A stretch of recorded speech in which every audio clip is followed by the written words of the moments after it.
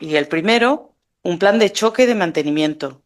Diseñar y ejecutar de forma inmediata un plan de actuación integral en el barrio de San Antonio que incluya el reasfaltado de calles, si procede la reparación de aceras, la poda y adecuación de jardines y la mejora de la iluminación pública. Segundo, rehabilitación de espacios comunes. Rehabilitar y poner en valor los locales sociales del barrio, garantizando que sean espacios seguros y accesibles para actividades vecinales, culturales y juveniles.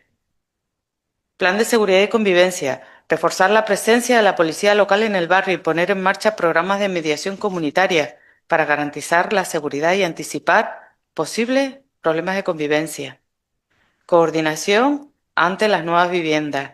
Crear una mesa de trabajo técnica que planifique la correcta dotación de servicios públicos, recogida de residuos y transporte urbano antes de la entrega de las nuevas viviendas sociales en ejecución.